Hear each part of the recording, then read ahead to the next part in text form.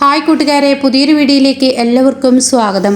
അങ്ങനെ ഈ ആഴ്ചയിലെ സ്റ്റോറിയാണ് കേട്ടോ പറയുന്നത്. അങ്ങനെ ശ്രുതി തൻ്റെ വീട്ടിലോട്ട് പോവുക എന്ന് പറഞ്ഞ് വീട്ടിൽ നിന്നും ഇറങ്ങാണ്. എന്നാൽ ഈ സമയം ശ്രുതിക്ക് ജിലേബി തിന്നുമ്പോൾ ഐഡിയ വരികയാണ്, മഹാലക്ഷ്മി സ്വീറ്റ്സ് അങ്ങ് തുടങ്ങാം. തനിക്ക് ചെയ്യാൻ പറ്റുന്ന പണി തൻ്റെ ചേച്ചിക്കും തനിക്കും ആകെ ഒരു അമ്മായിയെ സഹായിക്കാനും അച്ഛനെ സഹായിക്കാനും പറ്റാവുന്ന പണി വീട്ടിലിരുന്നിട്ട് പാലക്കാട്ടത്തെ നാടൻ പലഹാരങ്ങൾ ഉണ്ടാക്കിക്കെടുക്കാം എന്നൊരു തീരുമാനം എടുക്കണം കേട്ടോ.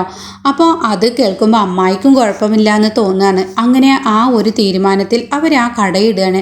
എന്നാൽ ഈ സമയം ഈ കടയിടുമ്പോൾ കടയിൽ വലിയൊരു വിജയം തന്നെ ആദ്യ ദിവസം തന്നെ തനിക്ക് കിട്ടുമെന്നാണ് ശ്രുതിയും അമ്മായിയും പ്രീതിയൊക്കെ വിചാരിച്ചത് കേട്ടോ. എന്നാൽ ഈ സമയം ഒരു ഈച്ച പോലും ആ കടയിലോട്ട് വരില്ല. അങ്ങനെ ഒരു അവസ്ഥയാവുമ്പോൾ അമ്മായി പറയും, മോളെ എന്ത് കണ്ടിട്ടാണ് ഈ കടയിട്ടത്? ഈ കടയ്ക്കുള്ള പൈസ പോയി, നാട്ടിലോട്ട് ടിക്കറ്റ് എടുക്കാൻ പൈസ പോയി, എന്തെല്ലാം നഷ്ടങ്ങളാണ് വരുന്നത്. നിന്റെ എടുത്തുചാട്ടം കൊണ്ട് ഇങ്ങനെയൊക്കെയല്ലേ വരുന്നതെന്ന് അമ്മായി പറയുമ്പോൾ ശ്രുതിക്ക് സങ്കടമാവണം കേട്ടോ. എന്നാൽ അത്രയും മധുര പലഹാരങ്ങൾ ഉണ്ടാക്കിയ ആ പലഹാരങ്ങൾ എന്ത് ചെയ്യും? അതിൽ വീട്ടിൽ വേസ്റ്റ് ആക്കാൻ പറ്റില്ലല്ലോ. പിന്നീട് ശ്രുതിയുടെ ഉള്ളിൽ വേറൊരു ഐഡിയ തോന്നാണ്. ഈ ഓരോ കടയിലും ഓരോ ഓർഡറുകൾ വേണം. കാരണം വീട്ടിലുണ്ടാക്കുന്ന പലഹാരങ്ങൾ, പാലക്കാട്ടെ പലഹാരങ്ങൾ എന്ന് പറഞ്ഞാൽ എല്ലാവർക്കും വലിയ ഇഷ്ടമായിരിക്കും. അപ്പോൾ ഇവിടുത്തെ ഓരോ ബേക്കറി കടകളിലും കാറ്ററിംഗ് സർവീസുകളൊക്കെ നടത്തുന്നുണ്ടെങ്കിൽ അവർക്ക് ഓർഡർ വേണമെങ്കിൽ അങ്ങനെയൊക്കെ ചെയ്യാമെന്ന് പറഞ്ഞിട്ട് രണ്ടുപേരും ഓരോ കടകളായി കയറി ഇറങ്ങാൻ കേട്ടോ. അങ്ങനെ അവർക്ക് അന്ന് ഉണ്ടാക്കിയ ആ പലഹാരങ്ങൾ വിറ്റ് പോവാനെങ്കിലും ഒരു വഴി കാണണമല്ലോ. കടം മേടിച്ച പൈസ തിരിച്ചു കൊടുക്കണമല്ലോ. അമ്മായി ആണെങ്കിലോ തലയിൽ കെട്ടൽ തുടങ്ങി. അത്രയും നഷ്ടത്തിലോട്ടാണ് ഇനി പോകുന്നത് എന്ന അമ്മായിക്കുള്ളിൽ തോന്നി തുടങ്ങുകയാണ് കേട്ടോ. അങ്ങനെ അമ്മായി ഈ ഒരു തോന്നലാവുമ്പോൾ അമ്മായിയുടെ ഈ സങ്കടം കാണുമ്പോൾ ഇവർ ഓരോ ബേക്കറി കടയിൽ ഇങ്ങനെ കയറി ഇറങ്ങാണ്.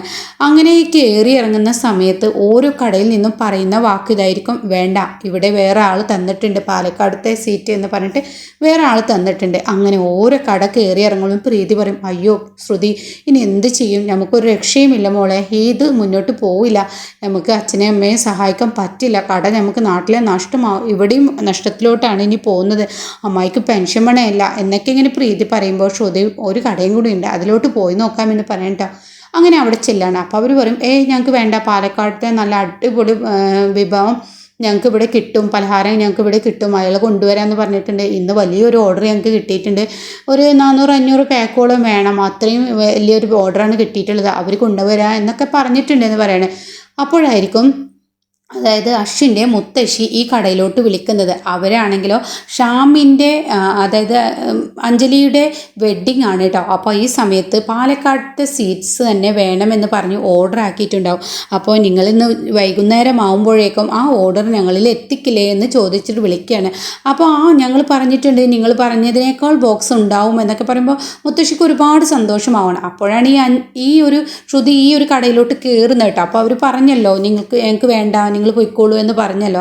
അപ്പോൾ അയാൾ പറയണേ, എന്തായാലും നമുക്കൊന്ന് കൺഫേം ചെയ്യാം, അത് വലിയൊരു കമ്പനിയുടെ ഉടമയുടെ മുത്തശ്ശിയാണ് വിളിച്ചിരിക്കുന്നത്, അതുകൊണ്ട് തന്നെ അയാളുടെ സ്വഭാവം മഹാപോക്കാണ്.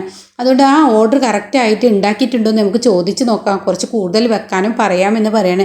അങ്ങനെ അവർക്ക് വിളിച്ച് നോക്കുമ്പോൾ അവർ പറയാണ്, ഞാൻ എൻ്റെ ഹസ്ബൻഡിനോട് പറഞ്ഞിരുന്നു ഇന്ന് ഓർഡർ എത്തിക്കാൻ പറ്റില്ല എന്ന്, എൻ്റെ കുഞ്ഞിന് വയ്യാത്തത് കൊണ്ട് ഹോസ്പിറ്റലിലോട്ട് പോകേണ്ടി വന്നു, അതുകൊണ്ട് ഞങ്ങൾക്ക് ഇന്ന് തരാൻ പറ്റില്ല എന്ന് പറയുമ്പോൾ ഈ ഒരു ഹോട്ടലിലെ ആ മാനേജർ അയാളോട് ചൂടാവുകയാണ് കേട്ടോ. നിങ്ങൾ എന്ത് പണിയാണ് കാണിക്കുന്നത്? ഇവിടുത്തെ ഇന്ന ഗ്രൂപ്പിൻ്റെ ആളുടെ വീട്ടിലോട്ടാണ് ഇങ്ങനെ പറഞ്ഞത്, അയാളുടെ പെങ്ങളുടെ വെഡ്ഡിങ് എന്തൊക്കെയാണെന്ന് പറയുന്നുണ്ട്, അപ്പോൾ അത് എത്തിച്ചില്ലെങ്കിൽ ഭയങ്കര പ്രശ്നമാവും എന്നൊക്കെ ഇങ്ങനെ പറയാണ്. അപ്പോൾ ഇത് ശ്രുതി കേൾക്കണം കേട്ടോ.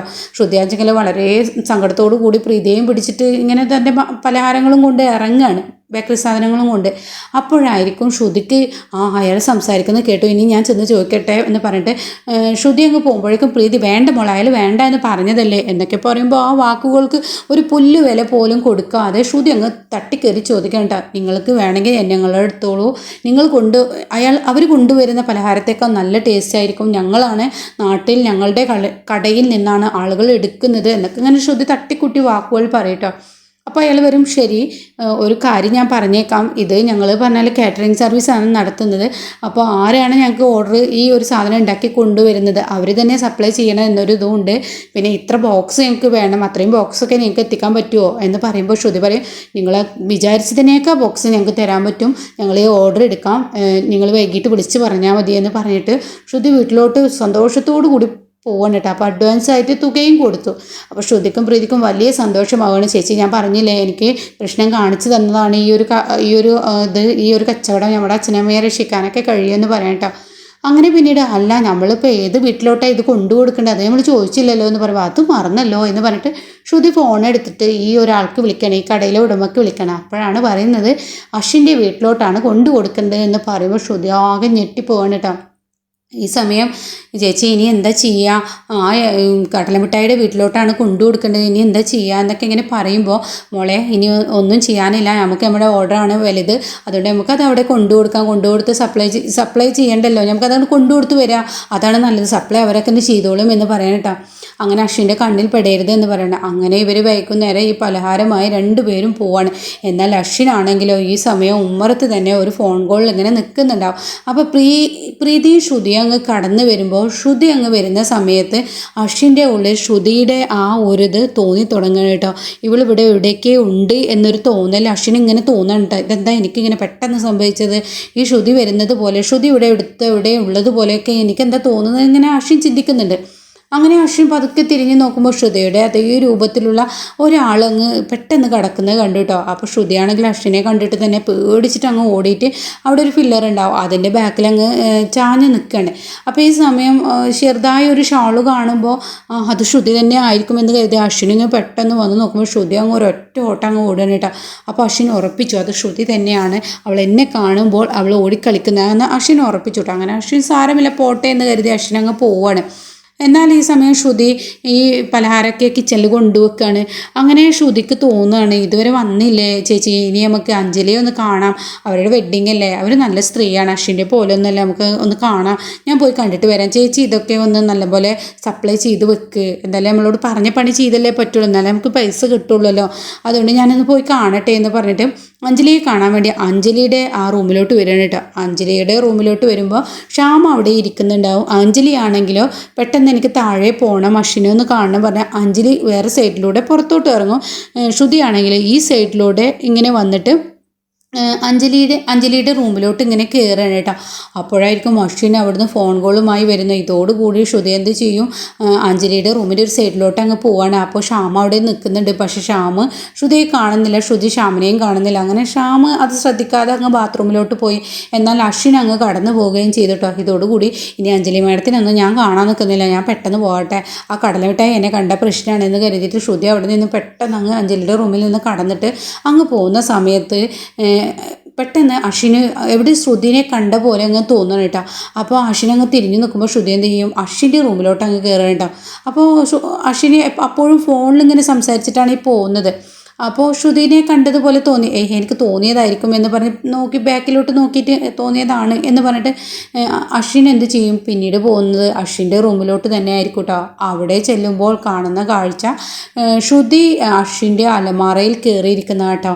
അങ്ങനെ അശ്വിനാണെങ്കിൽ ഡ്രസ്സ് മാറ്റാൻ വേണ്ടി വന്നിരിക്കുകയായിരിക്കും. അപ്പോൾ അശ്വിനി ഫോണിൽ സംസാരിച്ചിട്ടാണ് അലമാറയിലോട്ട് കൈയിടുന്നത്. എന്നാൽ ശ്രുതി ഇരിക്കുന്ന ആ ബാക്ക് സൈഡിലായിരിക്കും അശ്വിൻ വിചാരിച്ച ആ ഷർട്ട് ഇരിക്കുന്നുണ്ടാവുക. അപ്പോൾ അശ്വിൻ ഈ ഒരു അലമാറയിലോട്ട് നോക്കാതെ ഇങ്ങനെ കൈകൊണ്ട് ഇങ്ങനെ തപ്പി എടുക്കുകയാണ് ഓരോ ഷർട്ട്. അപ്പോൾ ഈ ഫോണിലാണ് മുഴുവൻ ശ്രദ്ധയും. അപ്പോൾ ഇതല്ല വെച്ചിട്ട് ഇങ്ങനെ കൈകൊണ്ട് തട്ടുന്നുണ്ട് കേട്ടോ. അപ്പോൾ ശ്രുതിയുടെ ആ ഒരു തലയുടെ ബാക്കിലാണ് അടുത്ത ഷർട്ട്. എന്നാൽ ശ്രുതിയുടെ മുഖത്ത് തൊടുമെന്ന് മനസ്സിലാക്കുന്ന ശ്രുതി എന്ത് ചെയ്യും, ആ ഷർട്ട് തൻ്റെ കൈകൊണ്ട് അങ്ങ് എടുത്തു കൊടുക്കണം കേട്ടോ. അപ്പോൾ അശ്വിനി ഫോണിലായതുകൊണ്ട് തന്നെ ഈശ്വര ഇതെന്താ എനിക്ക് തോന്നിപ്പോയതാണോ, ഞാൻ എടുത്തു കൊടുത്തതുപോലെ തോന്നുന്നു, എനിക്ക് ആരും എടുത്തു തന്നതുപോലെ തോന്നുന്നു എന്നങ്ങനെ അശ്വിൻ മനസ്സുകൊണ്ട് ചിന്തിക്കുമെങ്കിലും അതത്ര കാര്യമാക്കില്ല. അപ്പോഴേക്കും അശ്വിന് ഫോൺ വരും. അങ്ങനെ അശ്വിൻ അങ്ങ് പോവാണ് കേട്ടോ. എന്നാൽ ശ്രുതിയാണെങ്കിലോ അശ്വിൻ പോയി ഒരു മിനിറ്റ് ഒരു സെക്കൻഡ് പോലും ആവില്ല. അപ്പോഴേക്കും ശ്രുതിക്ക് പിന്നീട് താൻ തറയിലാണ് നിൽക്കുന്നത്, അലമാറയിൽ കയറിയിരിക്കുകയാണെന്നുള്ള ബോധമില്ലാതെ ശ്രുതി അലമാറയിൽ നിന്ന് അങ്ങ് ചാടാൻ നോക്കുമ്പോൾ അത് അയ്യോ ഇത് അലമാറയാണല്ലോ എന്ന് അങ്ങ് പറഞ്ഞിട്ട് സീലിംഗിൽ ചെന്ന് അങ്ങ് തല മുട്ടാണ് കേട്ടോ. അതായത് അലമാറയിലൂടെ ഉള്ളിൽ കിടന്ന് അങ്ങ് മുട്ടാണ്. അതോടുകൂടി അശ്വിന് അതിനുള്ളിൽ ആളുണ്ടെന്ന് മനസ്സിലാക്കാണ്.